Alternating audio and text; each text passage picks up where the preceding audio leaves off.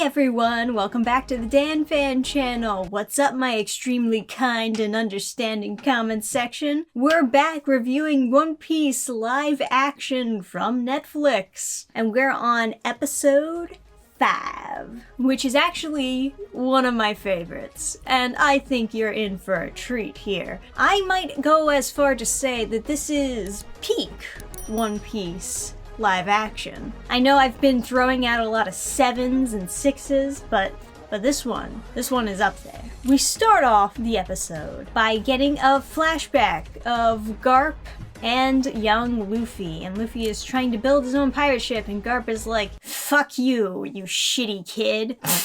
She just like destroys his pirate ship and then like picks him up and takes him away. He's like, you're not gonna be a pirate, you're gonna be a marine. Blah, blah, blah. It's a little bit mean, honestly.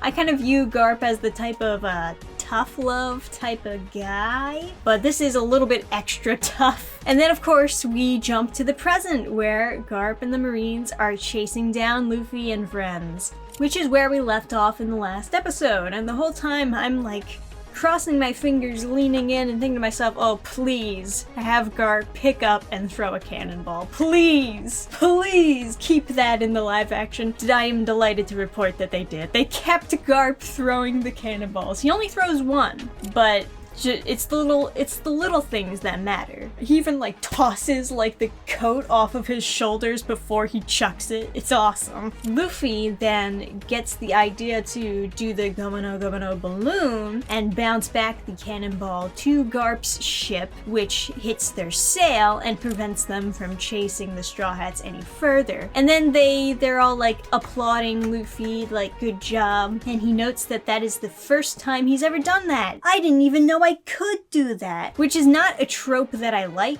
The whole idea of, oh, I just did it. I just did the thing that I had to do to win. I didn't even know I could do that thing that I had to do to win. Obviously, in the original series, he already does know how to do this exact thing that he's doing, but it's just kind of one of those cliche tropes where they're like, oh, look how useful he is. He didn't even know how useful he was until this moment, but I don't like it. Anyway, moving on. Garp is like all angry about the ship being destroyed, but then he finds himself laughing because he's proud of Luffy for being able to fight back. And it's kind of a nice scene, I like it. Later on, Nami is a little bit pissy that Luffy did not tell them previously that his grandpa is a vice admiral, which is an interesting thing to see. She tells Zoro to go talk to him about it, and this scene is just kind of pointless, honestly, because he goes over to Luffy like, hey, you want to talk about what just happened? And he's like, no.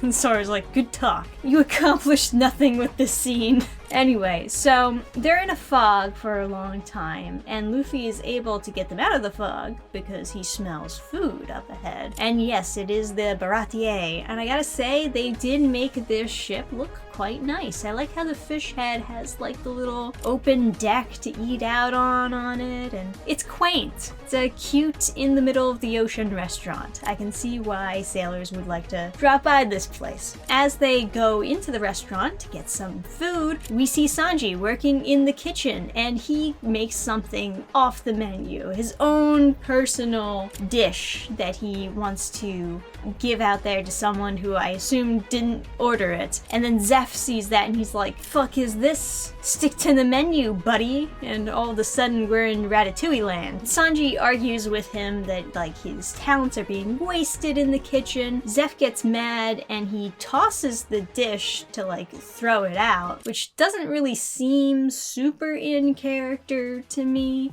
I mean, don't they have a thing about not wasting food? Isn't that like a big deal for both Sanji and Zeph? But you know, and then he gets so mad at Sanji that he goes full on Gordon Ramsay, calls him a fucking Muppet, and tells him to go wait tables instead. And as Sanji is out there waiting tables, serving appetizers, two pirates get into a fight, which Sanji quickly ends without dropping the appetizers.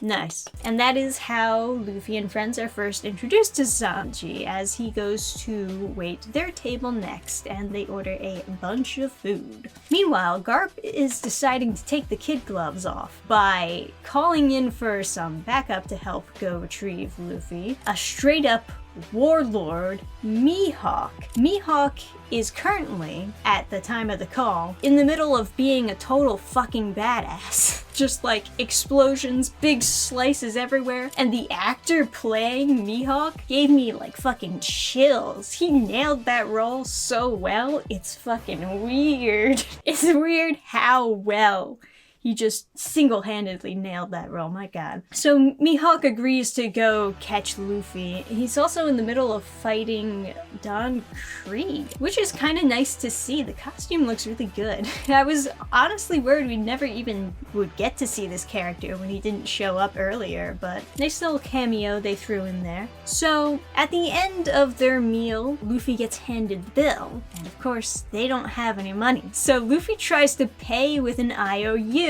and of course, Zeph then responds by making Luffy work in the kitchen to pay off the food that he just ate, which actually did happen in the original One Piece series. It's kind of fun that they keep that in there. While Luffy's working in the kitchen, he spots the dish that Sanji made and that got thrown out along with all the other unfinished dishes. He eats it and he enjoys it, and he realizes Sanji's talents right up front. Meanwhile, Zoro, Nami, and Usopp are getting fucking smashed, just drinking and drinking. Nami notes to Zoro that she personally is very hurt by the fact that Luffy didn't mention his grandpa was a vice admiral, and the reason being why she's so personally hurt by this is because she's very scared of getting caught by the Marines, which of course leads her to go behind everyone's back and then talk to some other guy at the bar about leaving the rest of her crew behind. Although I guess, have they at this point officially said that they were a crew?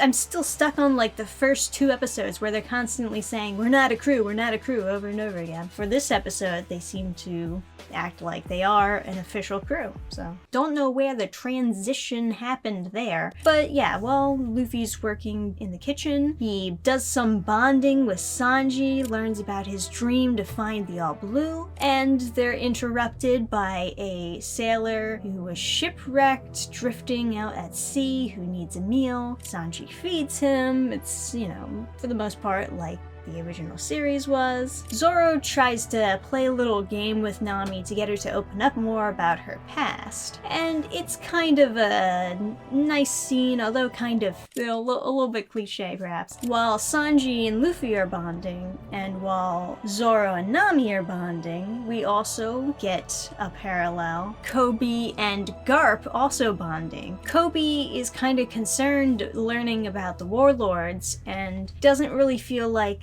that's quite fair. Garp tries to make him feel a little bit better about it by saying, oh, well, you know, the world isn't really fair, but this is what we gotta do to make it function. The main reason why I distinctly remember this scene is because they just have this one subtle gag that they throw in here. This is a stupid thing to point out, but I thought it was very funny when I saw it. So Kobe enters to go talk to Garp, and Garp is eating his dinner. And you see him, like, just finishing up this big steak, and he puts, like, what's left of the bones onto a pile of other bones. He's like, oh yeah, I'm just finishing up here. And then he takes another fucking steak, just slaps it down on the plate, just like eating fucking 10 of these things. They don't mention it, they don't point to the steaks and be like, wow, you eat a lot of fucking steak or anything. It's very subtle, and that makes it all the more funny to me. Then we cut back and we see Usopp drunk at the bar, talking about how he's, you know, the great pirate captain of their crew, unknowingly talking to Mihawk, who hears the name Luffy and wants to go meet this Luffy. Instead of actually taking Mihawk to Luffy, though, goes to take Mihawk to Nami and Zoro. Zoro immediately recognizes Mihawk and challenges him to a duel. And of course, Mihawk agrees. So Nami's really upset by the fact that Zoro is going to duel Mihawk because she believes that he's going to die. And she really wants Luffy to talk him out of it, but Luffy doesn't want to get in the way of Zoro's dream. That's not really a Luffy thing to do. Even though Luffy kind of agrees with Nami, he's not gonna really tell Zoro how to live his life here or how to achieve something. Zoro notes, like, why do you care so much? And Nami's like, you're my friend, you idiot. And then Zoro's like, you don't have any friends. And I gotta say, that was pretty fucking cold, Zoro. I was not expecting Zoro to say something that cold. It's just one of those lines that I'm sure they snagged from other movies, other TV shows, that they thought would sound really cool and dramatic in this episode, and they were right. It does sound very cool and dramatic in this moment. But once again, I'm still kind of debating within myself, would Zoro actually say that to her though? I mean, after they've had all these like scenes talking together and bonding with each other, it's kind of cold, Zoro.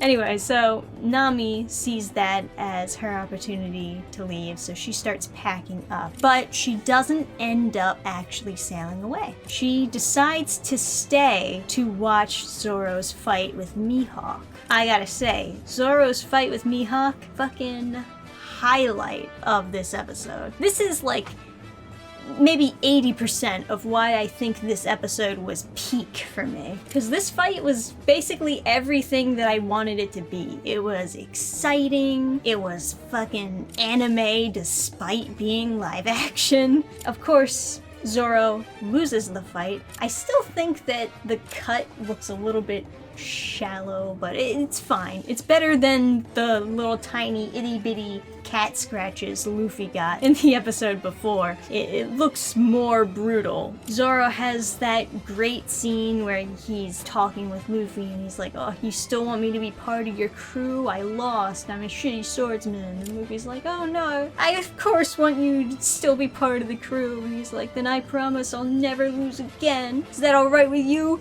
King of the Pirates? No, they actually took that line out, but I like that last line though. It's a good scene, and he does his promise that he'll never lose again before passing out. I know that you guys are a little bit annoyed at me constantly comparing everything to the original series and saying that I liked bits and pieces from the original series better, but yeah, I did like this scene from the original series a little bit better. They were both good, but what am I supposed to do? Just ignore my feelings? This is how we end episode 5. We end it with Zoro passing out and them calling out to Zoro not knowing if he's gonna be okay. A good cliffhanger to end with. So yes, there was a lot to like about this episode. I really liked the Baratie. I was having fun with the characters just hanging out, honestly. I got to see Garp throw a cannonball. I got to see Mihawk being totally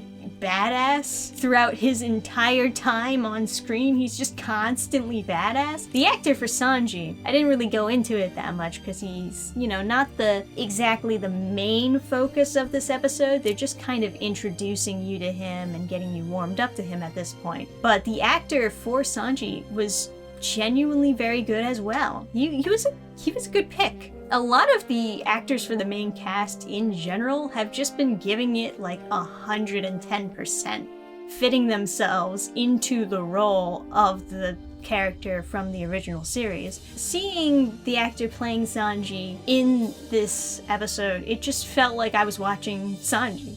It just felt like him. And like I said, the actor playing Mihawk literally giving me chills with how in sync that is. But yeah, this episode is actually going to get my first 10 out of 10. I really enjoyed this one. This is in general the point where I was watching the series where I was just kind of like, it's okay. I like it so far. It's not offending me so far. And then when I got to this episode, I was like, oh, I really like it now. And I'm like leaning in, waiting for the next episode, like, oh, let's fucking go.